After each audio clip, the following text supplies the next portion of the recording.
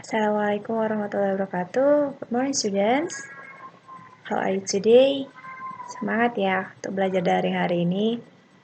Nah, topik pembelajaran kita pada hari ini tentang offering helps and services.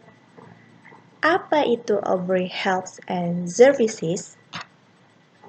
Nah, pasti di kehidupan kalian sehari-hari sering memerlukan bantuan orang lain atau kita menawarkan bantuan kepada orang lain. Nah, itulah yang disebut dengan offering helps and services. Offering itu artinya menawarkan bantuan dan atau jasa. Itu dia tadi pengertiannya, menawarkan bantuannya. Nah, ini definitionnya. Offering helps or services used to offer service or helps to others. Nah, tadi seperti yang Miss katakan, offering helps and service itu menawarkan jasa atau bantuan kepada orang lain. Di dalam menawarkan bantuan kepada orang lain, ada ungkapan-ungkapan yang kita pakai untuk menawarkan bantuan tersebut. Nah, ini ungkapan-ungkapannya yaitu What can I do for you? Apakah yang bisa saya bantu untukmu? Can I help you? Bisakah saya membantumu? Can I do something for you? Bisakah saya menolongmu? Do you want something to eat? Apakah kamu mau makan? Shall I get you something to read? Bisakah saya menolongmu untuk mengambilkan buku bacaan? Nah, itulah dia tadi ungkapan-ungkapan yang dipakai untuk menawarkan bantuan. Dengan ini secara formalnya. Adakah yang bisa saya bantu? Ada perlu apa? Bisa saya tolong? Itulah tadi dia ungkapan-ungkapannya.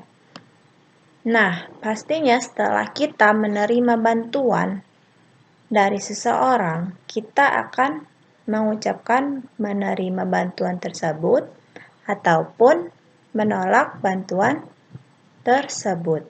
Nah, untuk menerima bantuan tersebut, yaitu accepting service or helps, kita biasanya mengucapkan terima kasih setelah orang tersebut menolong kita. Thank you. Thank you very much. That's very kind of you. Lovely or sweet. Nah, kalau kita ingin menolak bantuan seseorang, tapi dengan secara sopan, kita bisa menggunakan no, thank you. Maaf, terima kasih sudah menolongku. That's very kind of you. Baik sekali kamu, tapi saya sudah bisa mengerjakannya sendiri. Thank you for offering, but no, it's alright, really. No, I can manage. Thanks. Nah, itu dia untuk kalau kita menolak bantuan dari orang lain. Nah, di sini Miss ada contoh dialognya. Percakapan antara si Billy dan Mr. George, si Billy dan ayahnya. What are you doing, Dad? I'm going to plant some vegetable. Can I help you? Yes, please. Clean the soil from the grass after I hoe. Certainly, Dad. Nah, di dalam percakapan ini antara si Billy dan Mr. George, si Billy menawarkan bantuan kepada ayahnya Mr. George. Dengan tadi yang ungkapan-ungkapan tadi, can I help you? Ini menunjukkan offering-nya. Lalu si ayahnya Mr. George merespon, yes, please clean the soil from the grass after I hoe. Berarti ayahnya menerima bantuan si Billy dengan mengucapkan, Ya, silahkan bersihkan rumput-rumput tersebut setelah ayah memotong rumputnya. Lalu si Billy merespon lagi, "Certainly Dad, tentu saja ayah." Dia menerima bantuan tersebut. Nah, itu tadi contoh-contoh dialognya. Nah, di dalam kalimat kita pasti sering mengucapkannya seperti, "Would you like some cake?" Maukah kamu sepotong kue? Would you like a glass of milk? Maukah kamu segelas susu? Do you want a cup of tea? Maukah kamu secangkir teh? Can I get you something? Can I get you anything?